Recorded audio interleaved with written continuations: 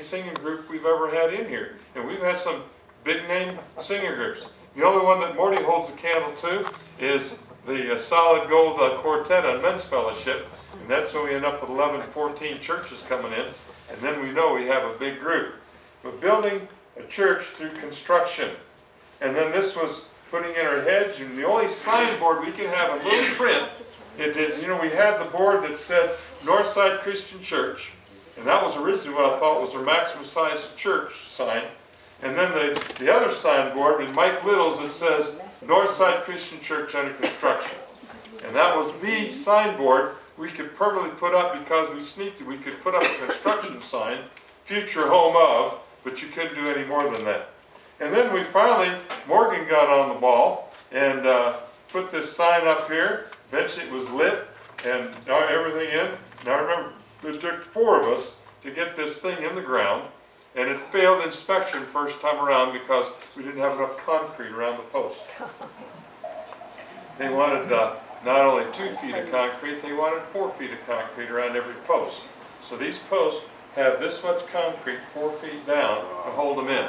So a hurricane or a semi-truck could run into it and the semi-truck will bounce off of it.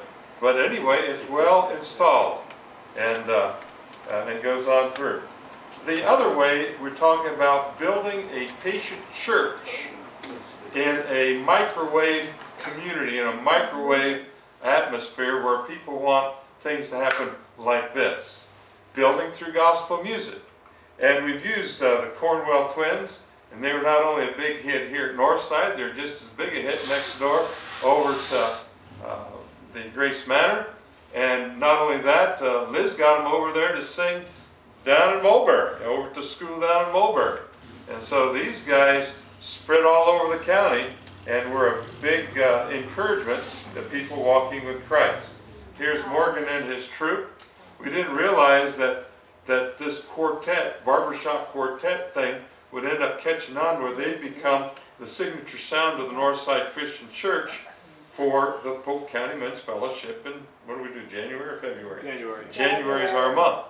Now, the thing is, Morty is the signature sound voice at the Polk County Men's Fellowship in Bartow. He's done it every year, and so we've got Morgan being the signature sound here at the home church, Morty being the signature sound over at the Bartow church. And what month do you sing over there? I don't know if it's May, April, May, but it's Morty is the normal, regular for that. And now we're the home of the barbershop for the Thursday night practice. Coming up soon is the 64 Zach Shelton, 64 to Grayson. This group coming in to sing for us, it normally costs $700 to bring a group like this in. That's minimum charge. I said, well, we're a small church, we can handle $100 plus offering. If you can come for that, fine. If you can't come for that, fine. But that's where we be. And apparently the dad keeps sending them back and sending them back and sending them back. And one of these days we might be able to have a $700 offering. But until then, they're coming back and being a blessing to us. And we'll do what we do. We usually have $100 in an offering. We feed them, and sometimes we house them. And that's building church through gospel music. The other area of importance that we've considered, and I remember when I was deacon of missions over at the Grove Park Church, we had 3 different campus missions hit us up and said, we want to be put on your support. And one was up there in Pennsylvania. One of our board members was heading up a campus ministry in Pennsylvania. And we had connections there. Of course, Jim Book was heading up a campus ministry over at Winter Park with one of the campuses over there in the Orlando area. And then we got the Gator country.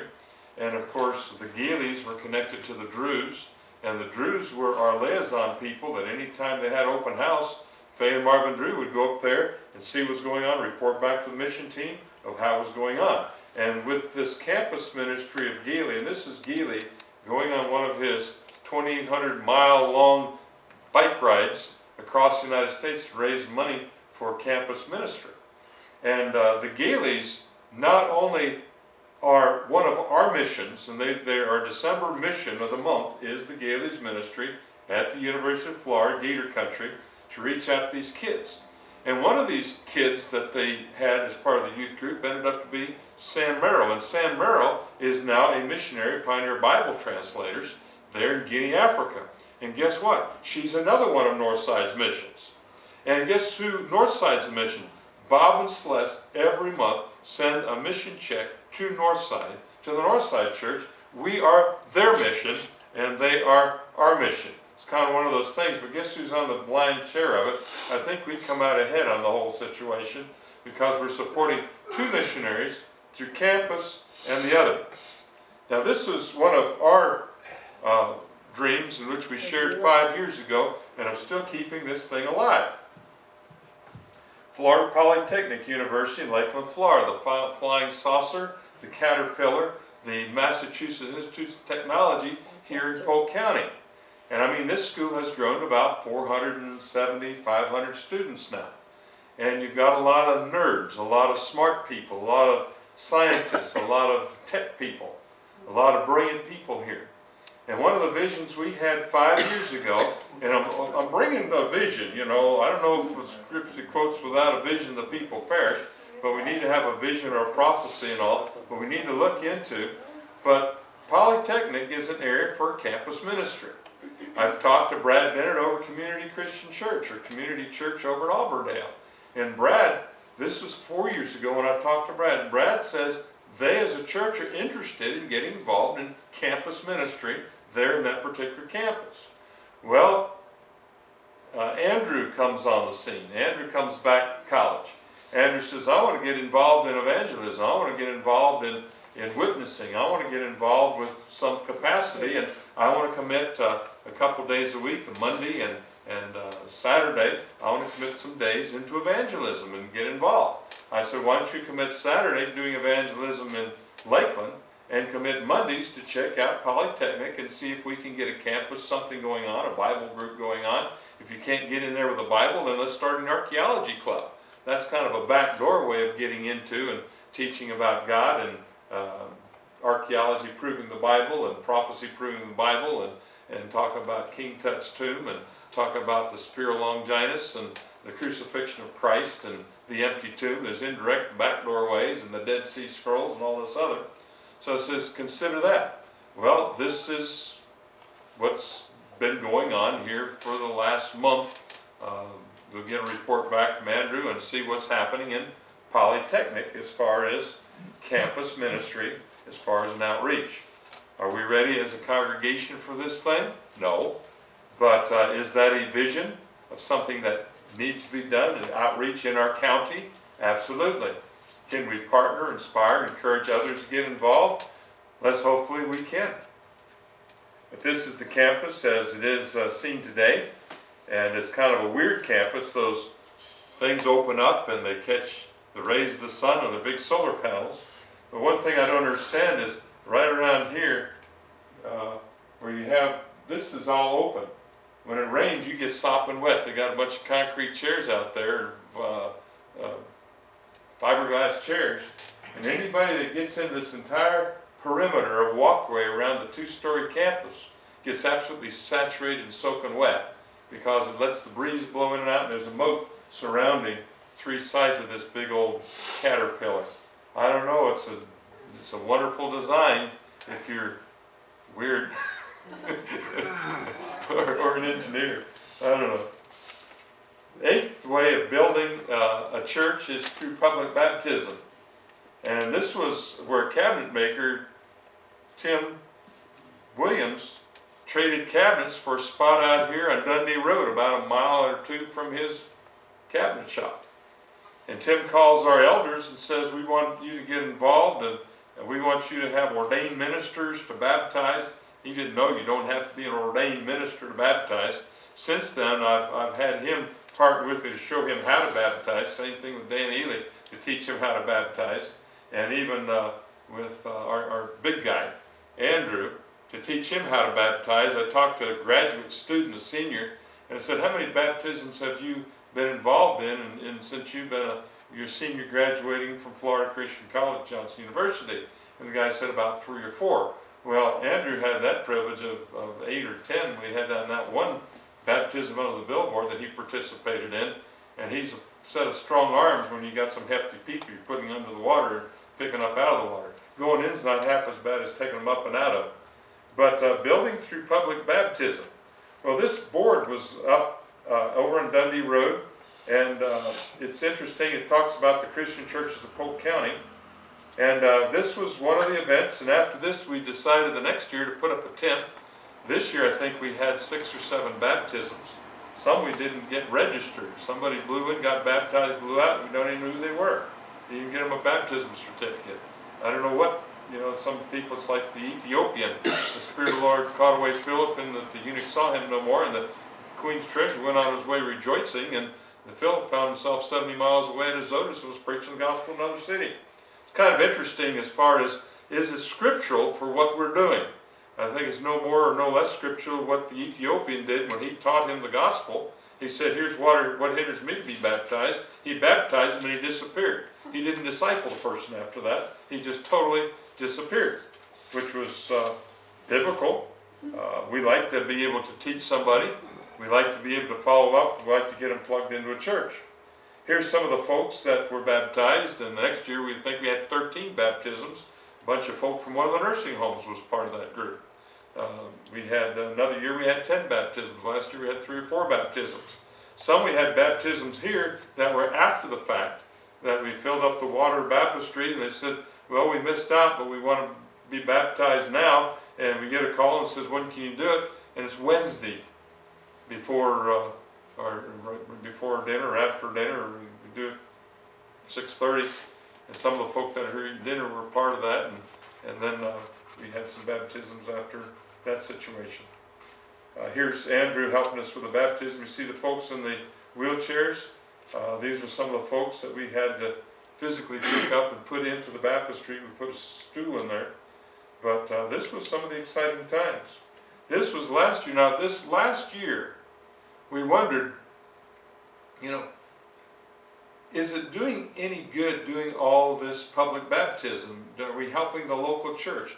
Let's move the whole operation in our own front yard and see if we can build up a local church for a change. We've been a blessing to everybody else's church. I talked to one lady being baptized, and it says, where are you going to church tomorrow? She says, Winter Haven Christian Church. I talked to a lady in Lakeland. Where are you going to church tomorrow? Well, we're going over to Legacy because of their Easter service. And I don't know if that's the only service they're going to go, but you see them plugged into somewhere. But look at the smile and the joy in this young lady's face. And then you say, okay, it's worth it all. This is that generation that's been touched by the gospel. And it was her uncle, the one that was the guy that had the drinking problem, that was sober for 7 months before we baptized him. And that's when we baptized Jesse Taylor in Cedar Creek last Sunday. It was Wednesday morning, but he was Jesse Taylor. I mean, he was hated by his family. They thought the old guy was going to die, and he was glad he was going to die. He was such a mean-spirited guy. But he was baptized, and then later on his niece is baptized. And this is 6 months to a year later. This was one of the boards we had, and this board was supposed to have been set up outside of Lake Wales, between Lake Wales and Babson Park. Lake Wales and Babson Park. It was supposed to be up for 1 month. And it cost the mission about $750 to have that board up there. One Lord, one faith, one baptism. And we wanted to teach the county that baptism is immersion. Jesus was immersed, and baptism is an immersion. Well, guess what happened to this board that was supposed to have been up for 1 month? Kathy, our sales lady, she rents boards all around the ones we have sitting up. So we don't go into one campaign after another campaign after another campaign. We just do a campaign for a month. And then 6 months to a year later, we do the next one. You know why? This board was up there for 6 months. It should have cost us $4,200 for that one board being up for 6 months. It cost us, I think, $650, $750. We as the Northside Church didn't pay for this board. We probably paid in full one board. That was a Christmas board out of 92 boards. I think we as a church paid for one, which was about a $750 investment about 3 years ago. But it's kind of neat that as far as partnering with churches, making a lot of these things happen. This, of course, is going to be the billboard that is going up across from Super Walmart. And the question comes up, we put up a board, invite people to come to the singing. We put up door hangers, invite people to come there. Said how many people came to Bible study after that. We put up an ad in the Scottish Echoes there. We've been doing that for 6 months. And we keep trying it. We talk to advertising people. Oh, you don't expect response for 6 months to a year after you do it the second year before you actually expect response. I says, I am running out of patience of going through all this motion saying, okay, you do this. When's the crop going to start? We've been sowing seed, we've been watering, and we're waterlogged. It's time for a harvest, Lord. And Morty says we want 100 baptisms this year. He said that 5 years ago. And 4 years ago, Morty said we want 100 baptisms this year. And I remember in church planting work where in evangelism, the guy says, wait 5 years before you get one baptism. That's what the old heads told us when we started the church. I was 21 years old. Roger was 22 years old. Our wives were 21, 22 years old. We had one baby in the group. We had an ironing board with a sheet thrown over it for a pulpit. We had an accordion for our music. And there were 5 of us that started the Church of Lakewood. That year, using those Jew Miller film strips, guess how many baptisms? Now, the old head said, you young guys are too young to start a church. You don't know what you're doing. You're too wet behind the ears. We're working full-time jobs at Sears Roebuck. Guess how many baptisms, Morty, we had in that first year? No idea. 20? 20. Okay. You say, wow. And by the end of that first year, we had a congregation of 35. 1 year's time. We were younger, we were energetic, but we're working full-time jobs in the middle of all this energy. And yet, during that time, you had 2 families working, 2 preacher families working. The ladies had a Bible outreach where they were working with the kids after school, and they had that kind of an outreach. But that was a blessed year. They told us the same thing back in the 60s. We ended up with about 100 to 125 a year. And that's, yeah. And we're looking for that awakening. We're looking for that time. And you keep sowing, and you keep planting, and you're faithful, and you're stable, and you stay the course. You don't quit. Things that don't work, you don't keep doing over and over and over and over and over again. Things that do work, you say, okay, let's try it. Because I knew the Wednesday night Bible study, following Jesus, getting to know Jesus, built the Wednesday night Bible study group. And my wife's cooking didn't hurt the cause either. Amen. And now we're trying it for Thursday morning. And we tried it Thursday night. Thursday night didn't work out so good. But we're staying the course for Thursday morning. And how many Thursday morning Bible class? We get about 7 on a good day. About 7. And you've had up as high as 10 and 12? 10, 12, yeah. You have up to 10 and 12, and you've been down in 1 and 2. But still, 7, 8 for the Thursday night Bible class is a good outreach. Stay the course. Something's going to happen. But I keep on telling Glenn, I says sometimes Matthew Henry, the man had to be dead before his Matthew Henry's commentaries were found on every preacher's desk to help him do their preaching. And Matthew Henry, when he died, thought his life was useless. He didn't accomplish anything. But he did do the Matthew Henry's commentaries. And from thousands or tens of thousands of pulpits, the preachers always borrowing ideas from Matthew Henry's commentaries. Right. I hate to tell you, man, you got to be dead 100 years before you're going to be famous. Let's get started. Building through Jamaica missions, and this is another area of strength that we've had as a church. This is the seminary. We've had 7 students that are daytime. We had 10 or 11 students nighttime. We had about 11 or 12 students. Some come morning, they don't come night. Dan Parker. Interesting thing with Dan. Here's the crew. This Wednesday, Cassandra and I go to one of the biggest Christian churches in Florida. They run about 4,700. We're doing a Jamaica presentation. Not 1, not 2.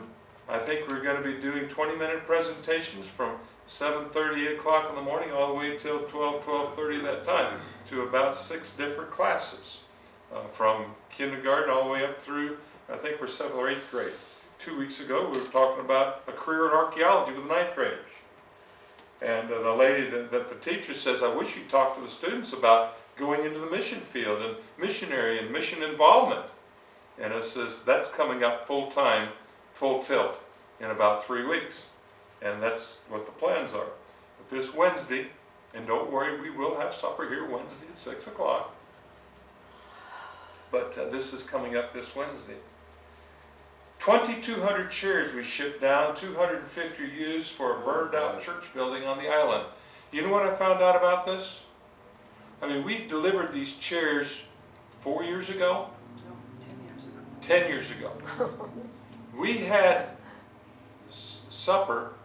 Dan Park was with us, with Carol Graham and his wife Donna, their preacher family at the church, Grace Church, Abundant Life Church in Montego Bay. And Carol says, you know, I want 30 ties, 30 Jamaica ties.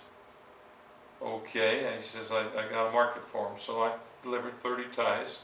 It's not bad. 30, you know, and he says, I want to share with you, there's a Baptist church that burnt to the ground. Somebody torched it. We had in storage 250 of these chairs of the 2,200 we shipped down in various shipments. One was a 20-foot container. Others were smaller containers. Morty was in on that, and Glenn was in on that, and Jim Book was in on that, packing up all those chairs. But he says that church got burnt out. They lost absolutely everything. And this was about a year ago that this vandalism happened. And among those chairs that we delivered to help the Jamaica churches, the Church of Christ loaned this Baptist church 250 chairs so they can continue their services the next Sunday. Good for them. We're talking about building a faithful church and a faithful ministry, you know, to an instant microwave mentality we have in this society. But sometimes you do something and you don't know what kind of blessing you're going to be until 4 years after the event, and you hear about it. It happened a year ago, and you hear about it 2 weeks ago, and I'm able to share it with you in a sermon. Wow. Wow. Like Sharon says, woohoo! 700 attend the youth convention, and this wasn't just an average youth convention, this was the youth convention. And at this youth convention, one young man by the name of Roger Scott, the son of Roger Scott, gave his life to gospel ministry.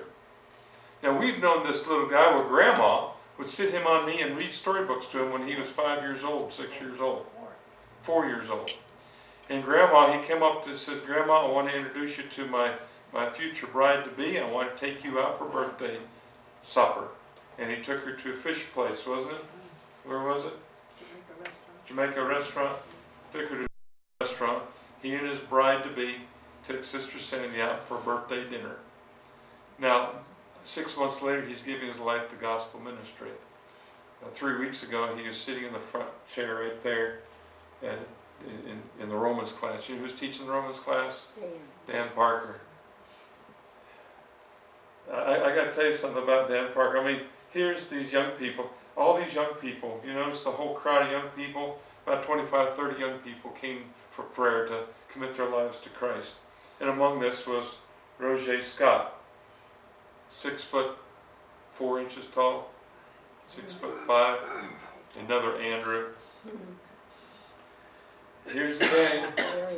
This is Jason. He was baptized about a year ago at Jamaica Bible Seminary. This is Roger Scott.